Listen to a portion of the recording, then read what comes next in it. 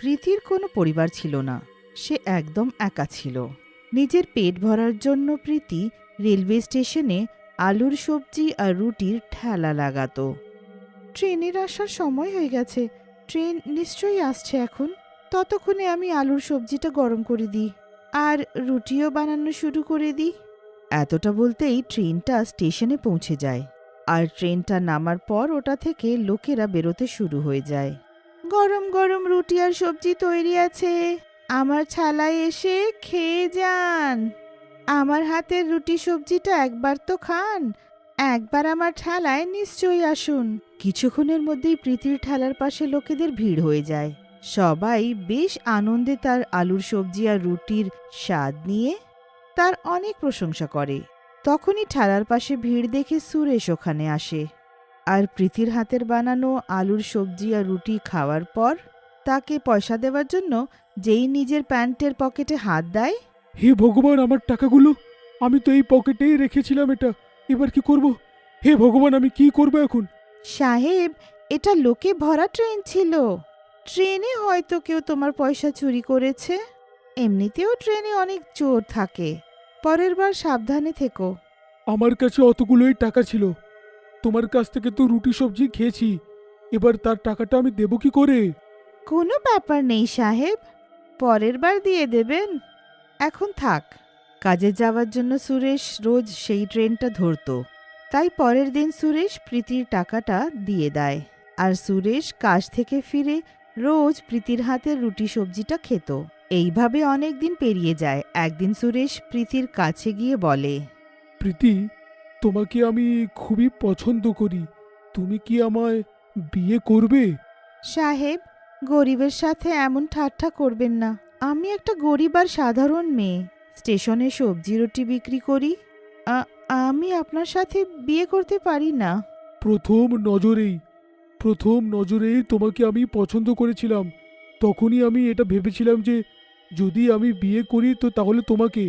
তুমি কোথায় কাজ করো, কোথায় কি বিক্রি করো, আমার তাতে কিচ্ছু যায় আসে না। বিশ্বাস করো, তুমি যদি আমায় এখন হ্যাঁ না বলো না, তাহলে এই ট্রেনের সামনে এসে আমি মরে যাব। সুরেশের এত প্রেম দেখে প্রীতি তার সাথে বিয়ে করার জন্য রাজি হয়ে যায়। তারা একটা মন্দিরে গিয়ে বিয়ে করে। সুরেশ প্রীতিকে নিজের ঘরে নিয়ে যায়। প্রীতি, আজ থেকের এই বাড়িটা হলো তোমার। তোমার নয়, আমাদের। এই ঘরটা আমাদের দুজনের। তখনই পেছন থেকে একটা আওয়াজ আসে। হ্যাঁ, নিশ্চয়ই, এই ঘরটা আজ থেকে আমাদের সবারই। হ্যাঁ, উনি কে? ওনার সম্বন্ধে তো তুমি বলনি। তোমাকে যদি বলে দিতেন তো আমাদের তো সব কাজ খারাপ হয়ে যেত। চলো, এবার আমিই বলে দিচ্ছি যে আমি কে। আমি তোমার বরের প্রথম বউ। আর হ্যাঁ, ওনার বউ শুধু আমিই ছিলাম আর আমিই থাকবো। সুরেশ, তুমি বিবাহিত ছিলে আর তুমি আমাকে বলনি? এর মানে তুমি মিথ্যে বললে। কেন বললে তুমি মিথ্যা? বলো। আসলে এই শহরে এসে আমাদের বেশি দিন হয়নি, আর আমাদের কাজের জন্য কোনো চাকরানি পাওয়াই যাচ্ছিল না। আর যাকে পাচ্ছিলাম সে অনেক টাকা নিয়ে যাচ্ছিল, আর আমারও তো রোজগার নেই যে আমি কাঁড়ি কাঁড়ি টাকা দিতে পারবো, বুঝলে? তাই একদিন যখন রুটি সবজি খাচ্ছিলাম, সেটাও তোমার হাতের, তখনই এই প্ল্যানটা আমি বানিয়ে নিই যে কেননা তোমাকে আমি মিথ্যে বিয়ে করে নিই, তাহলে কাজের সাথে সাথে ভালো খাবারটাও আমরা পাবো। এটা তুমি ঠিক করনি এই গরিবের সাথে। অভিশাপ লাগবে আমার। আচ্ছা ঠিক আছে, এবার এইসব গয়না ছেড়ে রান্নাঘরে যাও। অনেক বাসন পড়ে আছে ধোয়ার জন্য, আর তারপর রান্নাও করতে হবে। আমিও তো একটু খেয়ে দেখি তোমার হাতের বানানো আলুর সবজি আর রুটি। অনেক প্রশংসা শুনেছি আমি সুরেশের কাছে। প্রীতি গরিব ছিল, তাই চুপচাপ সব সহ্য করা ছাড়া তার কাছে কোনো উপায় ছিল না। ও সারাদিন ঘরের কাজ করতে থাকতো। এই যে মহারানী, একটু তাড়াতাড়ি হাত চালাও, ঘরে আরো অনেক কাজ আছে। আর হ্যাঁ, আজকে আমার পায়ে অনেক ব্যথা হচ্ছে, রাতে একটু টিপে দিও তো। ঠিক আছে দিদি। আমি তোমার কোনো দিদি নই, আমাকে ম্যাডাম বলো, ম্যাডাম। আজ থেকে আমাকে ম্যাডাম বলে ডাকবে। পারুল প্রীতিকে শুধু দিনের সময় নয়, রাতেও কাজ করতে বলতো। অনেক বেশি কাজ করার জন্য একদিন প্রীতির জ্বর হয়ে আসে। ম্যাডাম, আমার শরীর ভালো লাগছে না, ওষুধ নিতে ডাক্তারের কাছে যেতে চাই। আমি সব জানি, এই সব এখান থেকে পালানোর অজুহাত আছে, তাই এই অসুখের নাটক করা বন্ধ করো, আর আমাকে সেই আলুর সবজি আর রুটিটা বানিয়ে খাওয়াও তো। শরীর খারাপ হওয়ার সত্ত্বেও প্রীতি রান্নাঘরে গিয়ে রান্না করতে লাগে, কিন্তু রান্না করতে করতে হঠাৎ তার হাত থেমে যায় আর সে নিচে পড়ে যায়। প্রীতি মারা যায়। সুরেশ যখন প্রীতিকে দেখে, কি হলো গো? হে ভগবান, ওর কি হলো? এ তো মরে গেছে, আর এর মৃত্যুর কারণটা হলো আমরা। এবার তো জেলে যাব। পুলিশের হাতে বাঁচার জন্য সুরেশ আর পারুল তাকে ঘরের ভেতরেই পুঁতে দেয়। কিন্তু একটা রাত যখন পারুল আর সুরেশ ঘুমোতে থাকে, তখনই তাদের ঘরে একটা ডাইনি হাতে থালা নিয়ে আসে।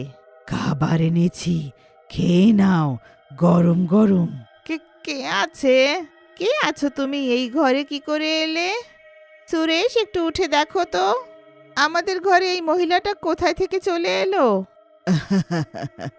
গরম গরম আলুর সবজি আর রুটি বানিয়ে এনেছি তোমার জন্য, খাবে না ম্যাডাম? এতটা শুনে পারুল ঘাবড়িয়ে যায়। ডাইনি, ডাইনি, আরে ডাইনি! কি হলো, চেঁচাচ্ছ কেন? কোথায় ডাইনি? দেখো, এখানে কোনো ডাইনি নেই। কিন্তু ওটা ডাইনি ছিল। সেই ডাইনিটা বলছিল যে আলুর সবজি আর রুটি এনেছি তোমার জন্য। ওটা নিশ্চয়ই প্রীতি ছিল। ডাইনি হয়ে ও প্রতিশোধ নিতে এসেছে, আমাদেরকে মারতে এসেছে। ডাইনি পারুলকে ভয় দেখিয়ে গায়েব হয়ে যায়। তারপর কিছুক্ষণে সকাল হয়ে যায় আর পারুল নিজের ঘরের কাজে ব্যস্ত হয়ে যায়। সুরেশ যেই অফিসের জন্য বাইরে যায়, রাস্তায় একটা মহিলা হাতে থালা নিয়ে তার সামনে দাঁড়িয়ে যায়। মহিলাটা লম্বা ঘোমটা করে রেখেছিল আর হাতে বড় থালা নিয়েছিল, যেটা ওপর দিয়ে আর একটা থালা দিয়ে ঢাকা ছিল। সাহেব, খালি পেট ঘর থেকে বেরোনো যায় না। এই নিন, আমি আপনার জন্য কিছু এনেছি, খেয়ে নিন। আমার সামনে থেকে সরো আর আমায় যেতে দাও। এমনিতে অনেক লেট হয়ে গেছি আমি। না, আমি সরব না যতক্ষণ না তুমি আমার হাতের এই সবজি রুটি খাও। এমনিতেও আমার হাতের এই আলুর সবজি আর রুটি তোমার অনেক পছন্দ ছিল। মহিলাটার কথা শুনে সুরেশ তার ঘোমটা তোলে। ঘোমটায় একটা ডাইনি থাকে। ডাইনি, দেখো, আমায় ছেড়ে দাও। আমি কিচ্ছু করিনি। আমি তো তোমাকে মারিওনি। তখনই তার পেছন থেকে একটা লোক বলে, আরে ভাই, কি হয়ে গেছে তোমার? আরে এইখানে তো কোনো ডাইনি ঠাইনি নেই। তোমার মনে হয় খুব শরীর খারাপ হয়েছে। যাও যাও, বাড়ি যাও, গিয়ে ডাক্তার দেখাও গিয়ে। এতটা বলে লোকটা ওখান থেকে চলে যায়। সুরেশ যখন সেই থালায় রাখা জিনিসটা দেখে তো চমকে যায়। সুরেশ থালাটা নিচে ফেলে নিজের অফিসে পালিয়ে যায়। অফিসেও সুরেশ ভীত থাকে। লাঞ্চ টাইম হয়ে যায়। অফিসে সুরেশের বন্ধুরা তার কাছে এসে তাকে লাঞ্চ করতে বলে। সবাই মিলে একটা ধাবায় যায়। সবাই অর্ডার করে আর খাবারে আলুর সবজি আর রুটি চায়। একটা মহিলা ঘোমটা করে হাতে রুটি আর সবজি নিয়ে ওখানে চলে আসে। আমার হাতের আলুর সবজি আর রুটি যে একবার খায়, বারবার আসে আমার এই ধাবায়। সুরেশ মহিলাটার ঘোমটা সরায়। প্রীতি নিজের ডাইনি রূপে থাকে। সুরেশ ভয়ে ঘেমে ওঠে আর অজ্ঞান হয়ে ওখানে পড়ে যায়। যখন তার হুঁশ ফেরে তো সে নিজের ঘরে থাকে। ওই প্রীতি, ও ডাইনি হয়ে আমায় মারতে এসছিল। প্রতিটা জায়গায় আমি ওকেই দেখছি। তখনই বাইরে থেকে সুরেশের অফিসের সব বন্ধুরা ভেতরে আসে, সাথে পুলিশও থাকে। তুমি একটু দেরি করে ফেললে বন্ধু। আমরা তো বিশ্বাসই করতে পারছি না যে আমাদের বন্ধু এটা করতে পারে। মানেটা কি তোমার? আমি তো কিছুই বুঝতে পারছি না। আর এই পুলিশ এ এ এ এ এখানে কি করছে? যখন অজ্ঞান হয়েছিলে না, তখন সব রহস্য ফাঁস করে দিয়েছো, যে সব তুমি করেছো। এবার বুঝবে তুমি ঠেলা। পুলিশ পুরো ঘরটা খোঁজে, কিন্তু প্রীতির লাশ খুঁজে পায় না। কিন্তু পুলিশ লাশ পাওয়া অবধি দুজনকে গ্রেফতার করে নেয় আর জেলে বন্ধ করে দেয়। জেলের ভেতরে দুজনে বন্ধ বসে থাকে। তখনই অনেক খিদে পেয়েছে না তোমাদের? নাও, আমি তোমাদের জন্য এই আলুর সবজি আর গরম গরম রুটি এনেছি। ডাইনির ভয়ে তারা তাড়াতাড়ি রুটি আর সবজি খেয়ে নেয়। খাবার খাওয়ার পর দুজনে নিজের গলা ধরে নেয় আর তাদের শ্বাস বন্ধ হতে লাগে। কিছুক্ষণেই দুজনে মারা যায় আর প্রীতির লাশ পুলিশ তাদের পাশেই জেলে পায়।